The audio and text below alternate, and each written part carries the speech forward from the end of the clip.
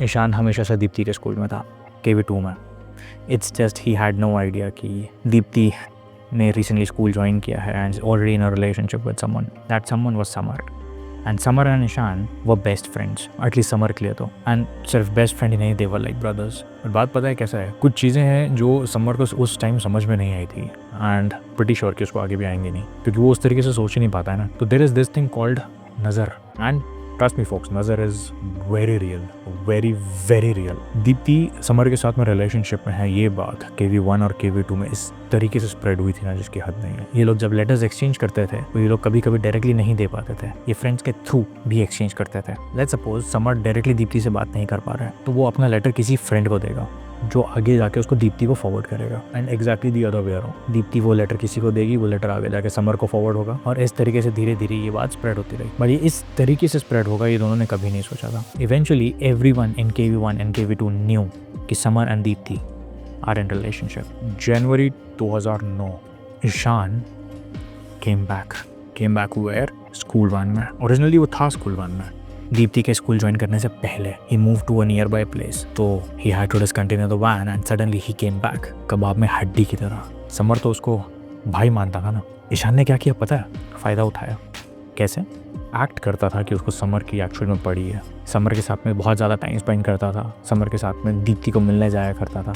2 महीने थे इनके पास में पढ़ाई के, साथ में पढ़ना है ये प्रिटेंड करके ईशान समर के घर आया करता था, दोनों साथ में पढ़ते थे। पढ़ाई कम, दीप्ति के बारे में बातें ज़्यादा होती थी। धीरे धीरे दीप्ति का सारा इन्फॉर्मेशन निकाल लिया था उसने समर के साथ रह के। क्या क्या पता है उसके like dislikes, where does she stays, उसकी मॉम कैसी है, फैमिली में और कौन कौन है, वो कब कहाँ होती है, every single thing. And just because KV2 वो धीरे धीरे ना दीप्ति के कान भर रहा है अब उसके मल्टीपल सोर्सेस के थ्रू। डायरेक्टली जाके नहीं बोलेगा ना, खुद का इमेज भी तो बचा के रखना है। Suddenly summer is being the bad guy. तो भाई ने क्या किया पता है, एक दिन आउट ऑफ नोवेयर समर के पीठ पीछे जाके दीप्ति को प्रपोज किया और स्कूल में ब्लेड लेके पहुंच गया कि हाँ बोल नहीं तो आज नसी काट डालूंगा। Deepti got scared, Samar got worried. Ishaan को बचाने के चक्कर में समर जिस तरीके से उसके हाथ से ब्लेड लेके भागा था ना, समर की उंगलियां कट गई थी उस दिन। एक नहीं, 3 उंगलियां cut. Everyone in the van was shocked कि क्या हुआ है। ऑब्वियसली किसको ही पता होता है यार, बच्चे हैं स्कूल के। बट ये क्या है, ये बच्चों वाली हरकत है। इसको बचपना नहीं बोलते हैं, तो इसको बकचोदी बोलते हैं, ठीक है।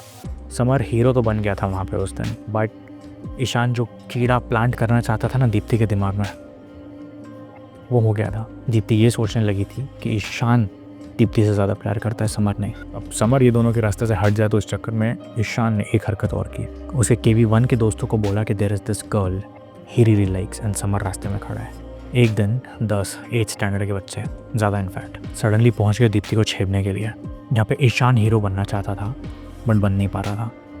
क्यों? क्योंकि दीप्ति आके समर के पीछे खड़ी हो गई and Samar had to defend her alone. उसकी तो गैंग जा चुकी है ना घर पे, अब ये अलग से जो मॉब खड़ा है उसके सामने उसका क्या किया जाए। अप्रॉक्सीमेटली 1 घंटा हरास हो जाने के बाद में summer decided he is gonna fight back. तो उसने एक हाथ में डंडी उठाया, जिस हाथ में ब्लेड का वुंड अभी भी फ्रेश है, दूसरे हाथ में उसने लिया बेल्ट, स्कूल बेल्ट जो बच्चे कमर में पहनते हैं, उसका बकल इज मेटालिक, वो एक साइड। अब वो लेजिट दोनों हाथ ऐसे करके खड़ा है, दीप्ति उसके पीछे खड़ी है and he is willing to fight.